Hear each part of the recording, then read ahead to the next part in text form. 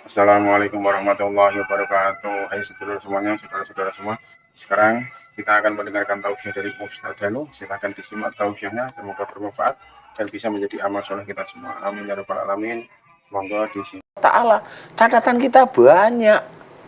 Sama seperti mata pelajaran, kita ada 14 mata pelajaran, ya kan? Iya. Kalau memang kita 14-nya nggak lulus, ya masa kita itu hanya ujian satu semuanya lulus, kan gitu. Ya kan harus satu-satu kita selesain. Ya mirip seperti ini. Makanya kalau ada orang cerita bahwasanya kalau ada seseorang yang dulunya itu kafir umpamanya, kemudian dia masuk menjadi mu'alaf, menjadi muslim, dosanya diampuni oleh Allah. Betul Kembali sebenarnya. suci lagi katanya. Kalau kembali suci saya nggak yakin. Kalau dosanya diampuni, betul. Dosa yang sebelah mana diampuni, kan gitu. Kalau dia itu pada waktu dia dulu kafir itu dia melakukan kejahatan, melakukan kedoliman, mengejek Allah, mengolok-olok Nabi, yo ini itu masih ditulis apanya yang dia menjadi suci. Tapi kalau misal dia benar-benar taubatan nasuha, gimana? Taubatan nasuha kan sekali, dosanya emang berapa kali?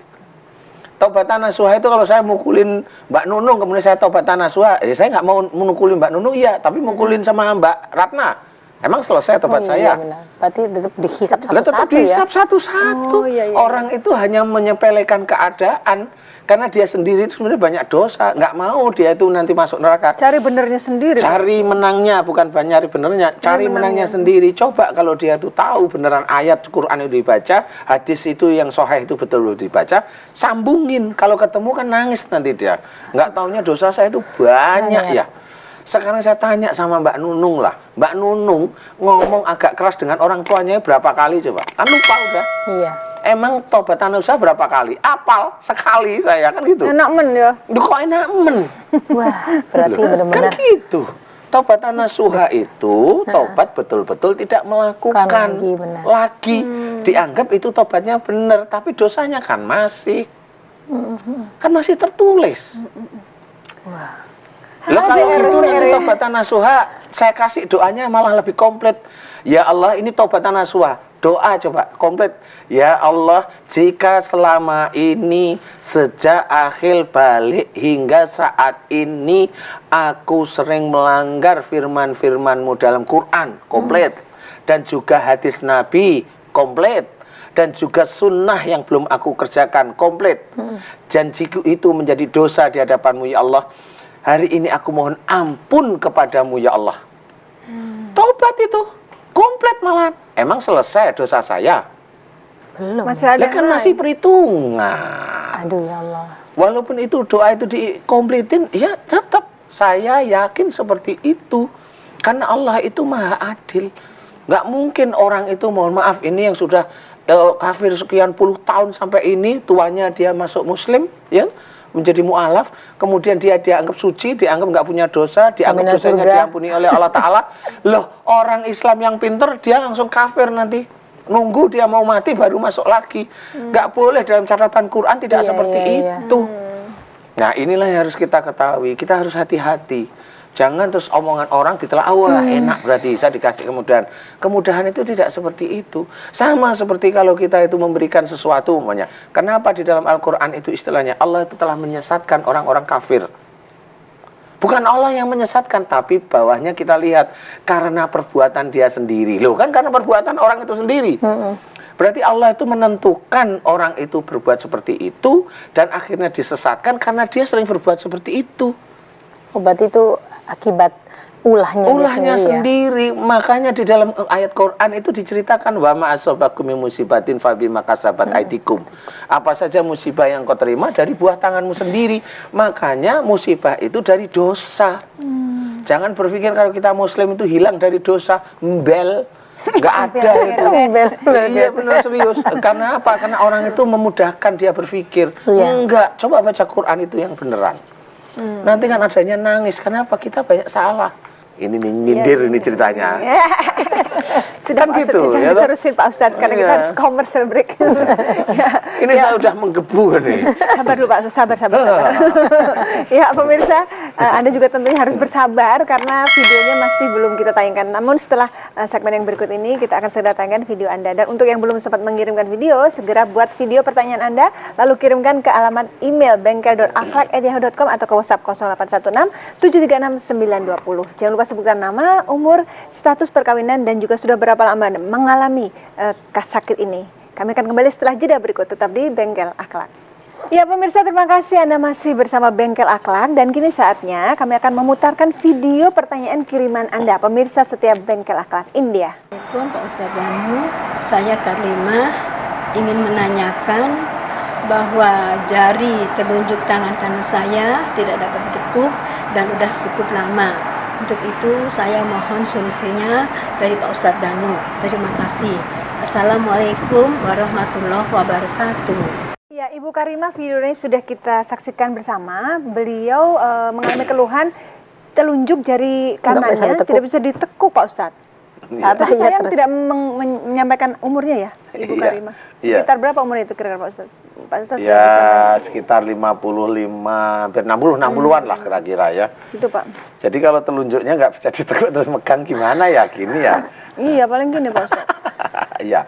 Ya sudah, tidak apa-apa. Nah inilah sebenarnya kekurangan kita di hadapan Allah, itu dimunculkan salah satunya dengan musibah penyakit seperti itu. Kalau jari ini kan memang ini untuk menunjuk. Ya, atahid. Nah, istilah menunjuk istilahnya. Ya. Kalau nggak bisa ditekuk, berarti seseorang ini termasuk Ibu Karlimah ini hobinya nyuruh. Oh gitu ya. Iya, jadi jari ini ada Filosofinya ininya, ya? ada filosofinya tetepan di dalam Ini bukan syariat. azab itu ya, Pak Ustadz? Itu musibah aja. Musibah ya? Kalau azab itu kan kesannya di neraka. Oh, iya. Ini musibah aja bagi kita sebenarnya. Itu juga ujian bagi Ibu Karlimah sebenarnya. Ujian harus tahu kenapa jarinya itu lurus terus. Karena biasanya hobinya nyuruh, walaupun yang beliau itu nyuruhnya yang baik. Tapi kalau sudah nyuruh kaku keinginannya, kamu harus seperti ini gitu. Solusinya tuh? Solusinya harus diganti. Berarti yang nyuruh pun harus dengan lemah lembut. Kembali yang Iya, jangan kaku, harus lemah lembut seperti itu. Yang tenang. Apalagi kalau ini sampai jari seperti ini, biasanya ini nyuruhnya, mohon maaf, biasanya kepada suami. Oh, maksudnya. Nah, kalau kepada anak nggak sampai lurus begitu, mamanya. Jadi biasanya kepada suami. Walaupun baik ya Pak Ustadz. Misalnya suaminya Kalau malas di kanan, rumah. insya Allah baik. Bisa aja, mamanya suaminya itu dalam sisi agamanya agak kurang, mamanya beliau lebih ngerti. Ya itu kan biasanya nyuruh terusan. Sholat Pak, gitu. Ntar Ya. Kok wasis sih? Tapi wasisnya ini loh, saya itu sedih loh saya. Enggak kan nyuruh suaminya sholat misalnya. Iya, Mbak Ratna itu wasis Kayak itu terbiasa udah gitu ya, biasa. Tapi saya sedih, mau nangis. Jangan sedih Pak Ustadz. Karena belum ada yang disuruh Mbak Ratna, makanya saya sedih itu. Mulai Pak Ustadz.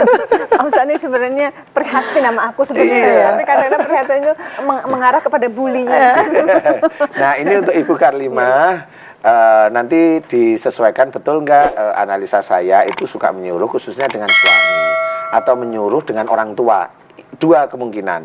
Nah yang jelas kalau memang itu betul suka menyuruh walaupun baik dengan suami atau dengan orang tua, yang jelas harus meminta maaf pada suami atau meminta maaf pada orang tua, kemudian juga berubah ya. Kalau menyuruh dengan baik, kemudian tidak dengan kekakuan, tidak dengan ini, insya Allah mohon ampunlah pada Allah Ta'ala dengan seperti yang tadi saya ceritakan. Ya Allah, jika jari telunjukku ini kaku disebabkan kayak dulu saya sering menyuruh suami saya walaupun yang baik, tapi ada kekakuan, ada emosi. Dan juga jika saya dulu pernah atau sering menyuruh orang tuaku walaupun itu juga baik, tapi ada kekakuan, ada emosi, jika itu dosa di hadapanmu, ya Allah ampuni dosa-dosaku. Doa itu diulang terus-menerus. Mudah-mudahan seperti itu, Bu Karlimah, mudah-mudahan bisa segera dipraktekkan ya, mudah-mudahan Allah ridho sehingga sembuh cepat. Amin amin ya rabbal alamin. Ya, baiklah Pak Ustadz, kita sudah sampai di penghujung acara. Mohon diberikan kesimpulan dari tema kita hari ini. Tadi temanya adalah pengaruh gadget pada anak.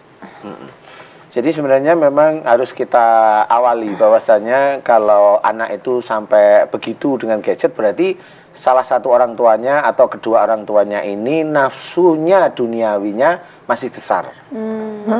Nafsu duniawinya masih besar. kalau nafsu duniawinya nggak besar, tetap anak ini akan terkontrol oleh Allah Ta'ala. Jadi menginginkan duniawinya besar. Makanya kalau anak dikasih gadget itu mau. Nah tapi kalau itu mau itu karena mainan. Tapi coba dicek. Kalau memang si anak itu gadgetnya ditipu, ini diperbaiki, dia nggak marah, dia nggak nangis. Berarti salah satu orang tuanya atau dua-dua orang tuanya ini nafsu duniawinya sudah belajar dikikis. Sehingga pada waktu anaknya dikasih tahu, nggak nangis, nggak rewel. Nah ini maksud saya. Kuncinya di kita ya? Kuncinya malah di orang tuanya. Kalau dia nafsu duniawi, nafsu duniawi itu gimana? Umpamanya kalau Mbak Nunung nyanyi, ingin mendapat rezeki dari nyanyi itu kuat sekali. Nah itu nafsu duniawinya kuat. Ingin agar begini, duniawi, itu yang kuat. Itu pengaruh ke anak ya? Itu nanti tetap akan berpengaruh kepada anak-anak kita. Nah itu nafsu duniawi. Sama seperti aku ingin khatam, ngaji khatam dalam waktu 1 jam. Wah itu ya nafsu duniawi gitu. Mana bisa khatam bisa 1 jam gitu loh. Walaupun ada hadis menceritakan bacalah surat Al-Ikhlas 3 kali itu sudah mirip seperti khatam membaca Al-Quran penuh. Ya tetapi kalau khatam yang beneran kan nggak seperti itu.